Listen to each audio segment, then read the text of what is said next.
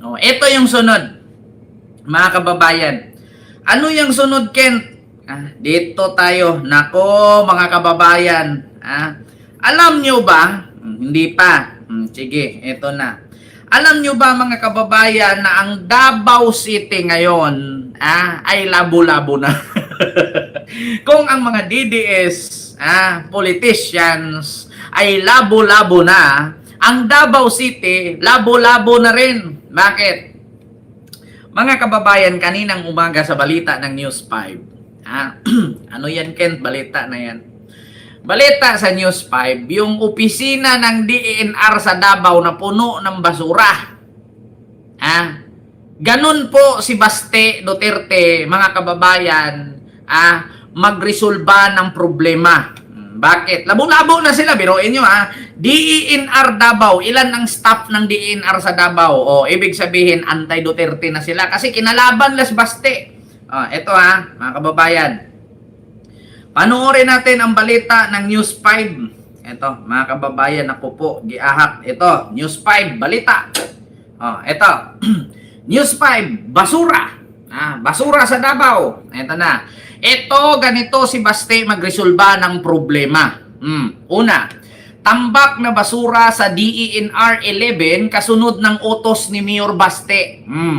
Harap ng DENR Davao City, puno ng basura.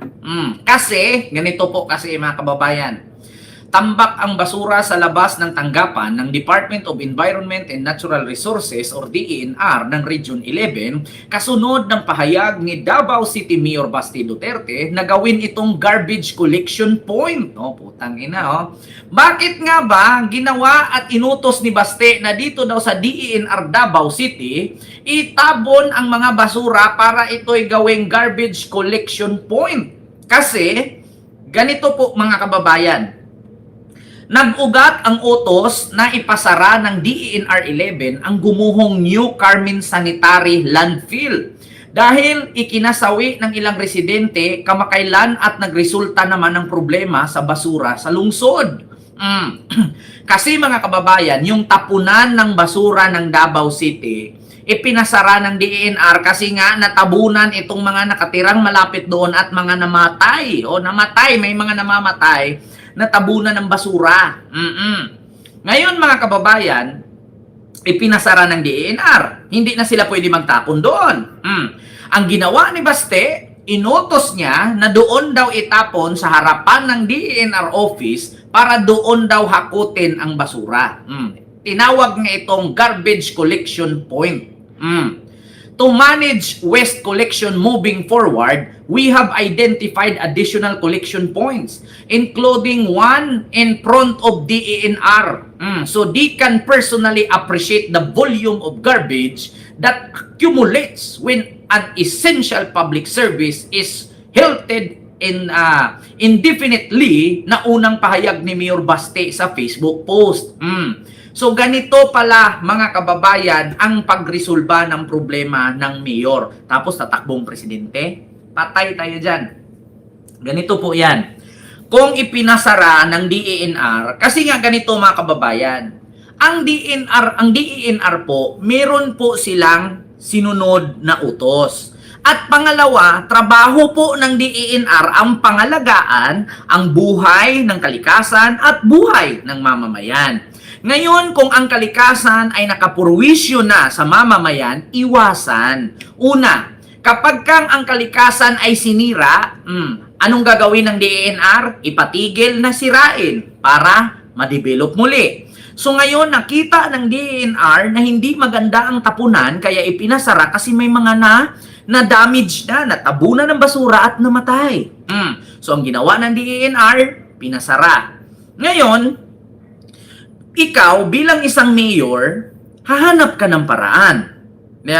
Hahanap ka ng paraan na kung hindi pwedeng tapunan kasi nga may nadisgrasya na, hahanap tayo ng paraan, susolusyonan natin, makipag-meeting tayo sa DENR, makipag-meeting tayo sa mga mamamayan, at sa mga taga-city, waste management, na mamili tayo ng lugar kung saan natin itatapon. Kasi hanggat nandyan yan, mangangamo yan.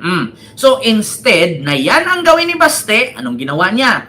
Doon niya ipinatapon ang mga basura sa harapan ng DENR para daw makita ng DENR kung gaano kadaming basura ang matambak kapag hindi ipinatapon doon sa basurahan sa tinatawag niyang Carmen Sanitary Landfill.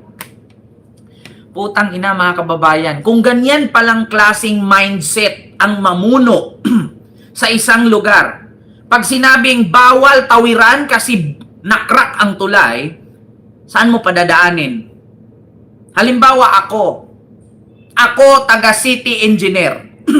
Pag sinabi ko, Mayor Baste, bawal mo daanan yung tulay. Anong gagawin ni Baste? Oh, doon kay dumaan sa ibabaw ng bahay niya. Putang ina, durog yung bahay ni city engineer. 'Di ba? Kung ganyang klaseng mindset ang mamuno, putang ina. Ganito ba ang sinasabi na a problem is making another problem? 'Di ba? Guro ako USA. Sa totoo lang mga kababayan, nakakatawa. Ito kasi yung resulta na parang ganito yan eh. Ganito yan mga kababayan. Parang alam mo yung doktor ka pero nag-aral ka sa YouTube. Kaya nung nag-opera ka, manonood ka muna ng YouTube kung paano hiwain. 'Di ba? Manonood ka sa YouTube kung paano mo tahiin. Engineer ka pero nag-aral ka sa YouTube. Tapos manood ka muna ng YouTube kung paano mo buhusan yung haligi. Paano mo bilangin yung hollow block. Kung gaano kahaba, gaano kalaki. Kasi sa YouTube ka nag-aral eh. O sa madaling salita, mahirap talaga dumiretso pagka-mayor kung hindi ka dumaan pagkakagawad. Tapos ngayon, mangarap pa maging presidente, putang ina. Tigil nyo yan. Walang patutunguhan ng ating bansa niyan. Sabi ko nga sa inyo eh. Diba? Ang dami. Mga kababayan, yung artista ka, tatakbo kang senador, tapos nanalo ka. Anong gagawin mo sa Senado pag ginira tayo ng China? Sasaluin mo yung bala, mag-action star ka doon? Tatambling-tambling ka? Tapos sabihin mo, ako ang anak ni Bibi Ama. Buksingero ka, maging senador ka. Pag ginira tayo ng China, anong gagawin? Sasaluin ng kamao niya yung bala? Back! Para sa'yo! Oh, gaganon din siya. Gaganon, oh. Para sa'yo. Ang bala na to. Di ba? Artista ka. Tatakbo kang senador.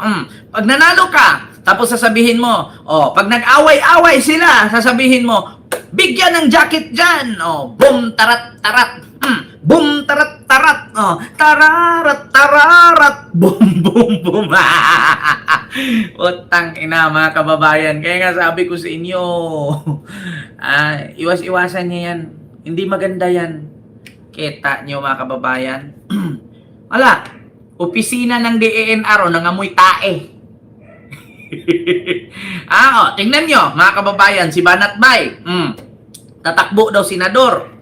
Pag nanalo yan, anong gagawin niya? Mag-vlog siya. Hi guys! Good day! Welcome back to my YouTube channel. Andito tayo ngayon sa Senado. Gagawa tayo ng batas para sa mga vlogger. Kailangan baguhin natin. Ang monetization ay 500 na lang. Hindi na 1,000 kasi nahihirapan. Kailangan yung watch hour 1,000 na lang, hindi na 4,000 kasi nahihirapan para mabilis ma-monetize. Galing no? Ganyan mga kababayan. Ang hirap eh. Yan ang sinasabi na make the problem into a problem. Problema na nga. Pinoproblema, dinagdagan mo pa. Ganyan kung halimbawa may nadisgrasya, maghanap ng ibang location na temporaring matatapunan.